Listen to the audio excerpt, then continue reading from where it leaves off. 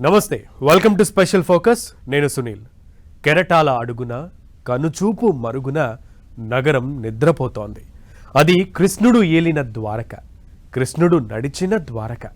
నగరం గురించి పురాణాలు చెబుతున్న మాట ఇది. ద్వారక గుట్టు తేల్చేందుకు, ద్వారకను అన్వేషించేందుకు చాలా ప్రయత్నాలు జరిగాయి, మధ్యలో ఆగిపోయాయి. అయితే ఇప్పుడు ఆ ప్రయత్నాలు మళ్లీ మొదలయ్యాయి. సీక్రెట్ తేల్చేందుకు ఏఎస్ఐ రెడీ అయింది. 5 డ్రైవర్లు అరేబియా సముద్రంలోకి వెళ్లారు. మరి ఏం తేల్చారు? అసలు ద్వారక గురించి ఇప్పటి వరకు తేలిందేంటి? ఇకపై తేలాల్సిందేంటి?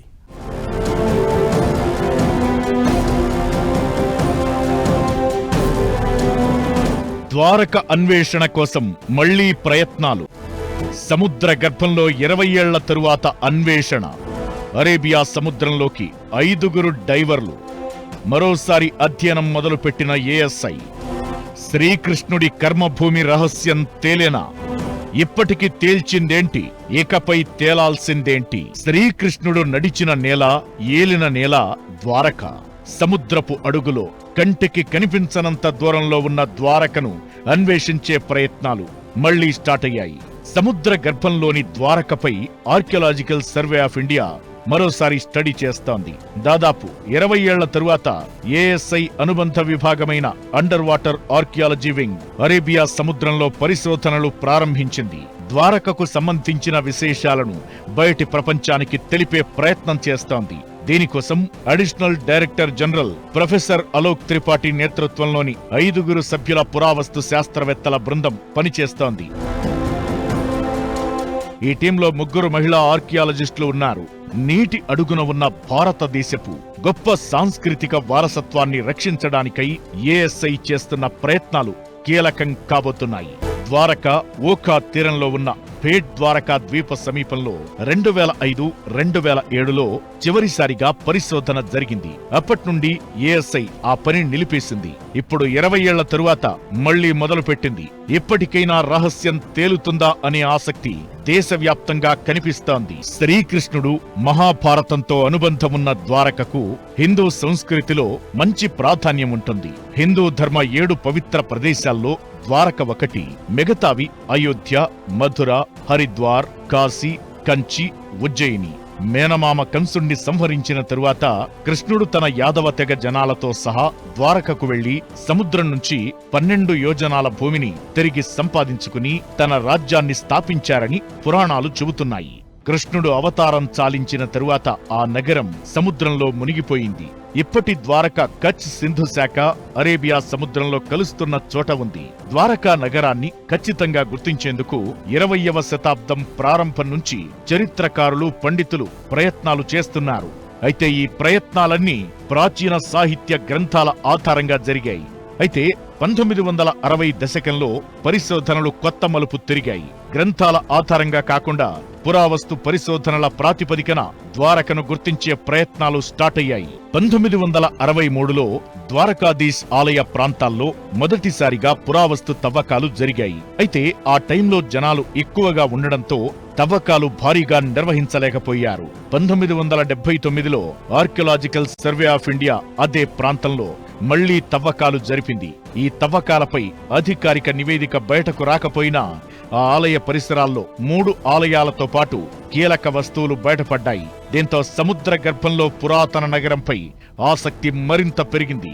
ఆ తరువాత గోవాలోని నేషనల్ ఇన్స్టిట్యూట్ ఆఫ్ ఓషనోగ్రఫీకి చెందిన మెరైన్ ఆర్కియాలజిస్టులు అరేబియా సముద్రంలో మునిగిపోయిన ప్రాచీన నగరాన్ని కనుగొనేందుకు ప్రయత్నాలు ఆరంభించారు.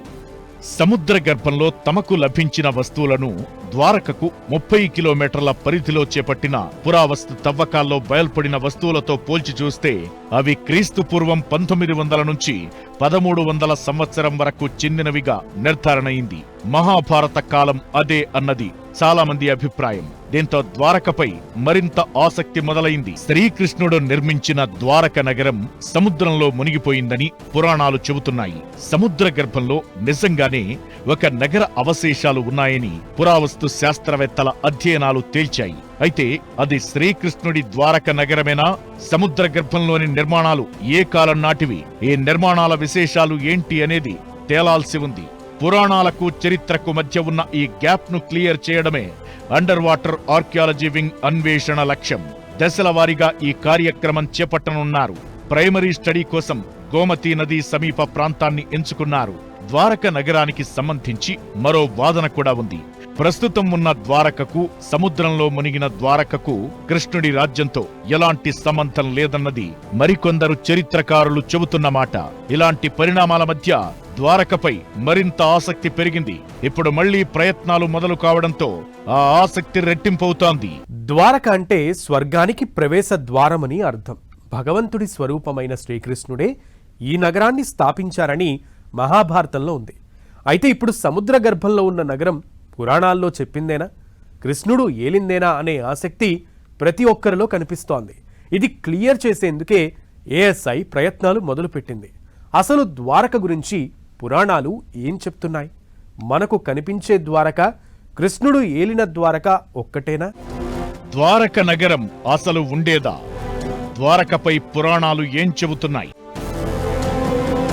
ఏఎస్ఐ పరిశోధనలతో ఏం తేలబోతోంది?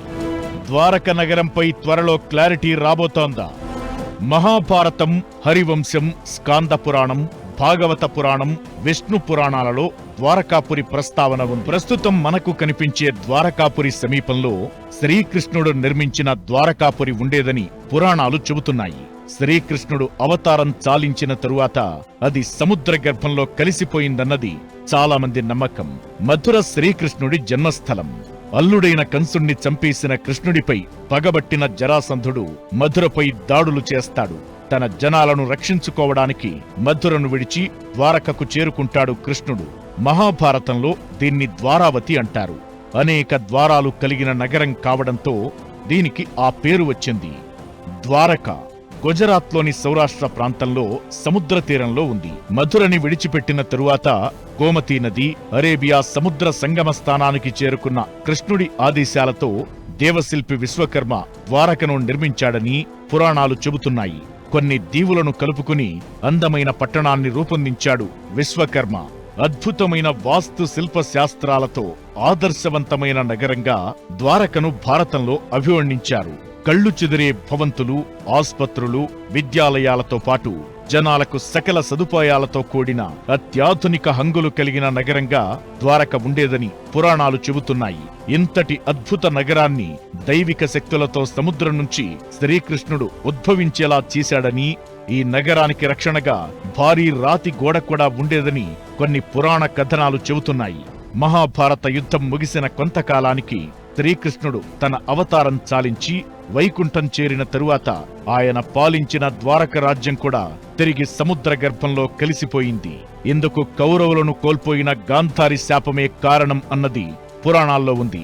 ద్వారకలో 9 లక్షల రాజభవనాలు ఉండేవని, అవన్నీ క్రిస్టల్, వెండి తదితర పదార్థాలతో నిర్మించి పచ్చలతో అలంకరించినట్లు పురాణాల్లో ఉంది. ఒకప్పుడు కృష్ణుడు ఏలిన రాజ్యంగా చెప్పే ద్వారక నగరం ఇప్పటికీ అంతుచిక్కని రహస్యంగానే మిగిలిపోయింది. పురాణాల్లో వర్ణించినట్లు ద్వారకా నగరం నిజంగా ఉండేదా, లేదంటే ఇవన్నీ కల్పితాలా అనేది తెలుసుకునేందుకు ఎంతో మంది ఎన్నో అన్వేషణలు, పరిశోధనలు చేశారు. ద్వారక ఆనవాళ్లు గుర్తించేందుకు సముద్ర శాస్త్రజ్ఞులు, పురావస్తు శాఖ వారు అరేబియా సముద్ర గర్భంలో ఎన్నో పరిశోధనలు చేశారు. గతంలో పశ్చిమ తీరంలో గల్ఫ్ ఆఫ్ కాంబేలో నీటి అడుగున 120 అడుగుల లోతులో కొన్ని అవశేషాలు బయటపడ్డాయి. అవి సుమారు 9500 ఏళ్ల కంటే పురాతనమైనవి కావచ్చన్నది సైంటిస్టుల నమ్మకం. వెలికి తీసిన అవశేషాల్లో కూలిన నిర్మాణాల శిథిలాలు, కుండలు, పూసలు, శిల్పాలు, కొన్ని మానవ ఎముకలు ఉన్నాయి. అవి వేల సంవత్సరాల కిందటివి. సుమేరియన్, ఈజిప్షియన్, చైనీస్, హరప్పా నాగరికతల కంటే కూడా ప్రాచీనమైనవి. అప్పట్లో సముద్రాల్లో ఏర్పడిన భారీ సునామీలతో కొన్ని ప్రాచీన నగరాలు సముద్రంలో మునిగిపోయినట్లు చరిత్ర చెబుతోంది. దీని ప్రకారం 9500 ఏళ్ల కింద, అంటే ఈ కాలం ద్వాపర యుగం నాటిదేనని పురాణాలు చెబుతున్నాయి. దీంతో ద్వారక నగరం నిజమేనని ఒక వాదన. ఇలా ద్వారక నగరం చుట్టూ చాలా కథలు ప్రచారంలో ఉండగా భక్తులు మాత్రం అది శ్రీకృష్ణుడు ఏలిన నేలగా భావిస్తారు. అయితే వాస్తవం ఏంటో తేల్చేందుకు ప్రయత్నాలింకా సాగుతూనే ఉన్నాయి. లేటెస్ట్ గా ఏఎస్ఐ టీం మొదలుపెట్టిన ప్రయత్నం కూడా అలాంటిదే.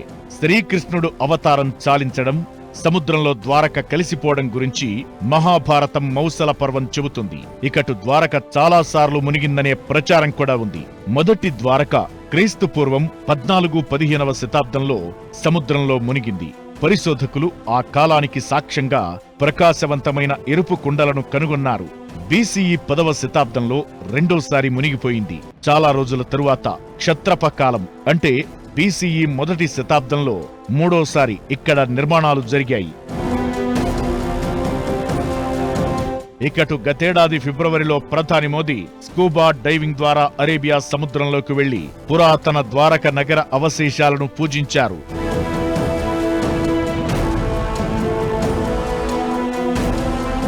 ఇదంతా ఎలా ఉన్నా ఇప్పుడు ASI ప్రయత్నంతో మళ్లీ ద్వారక హాట్ టాపిక్ అవుతోంది.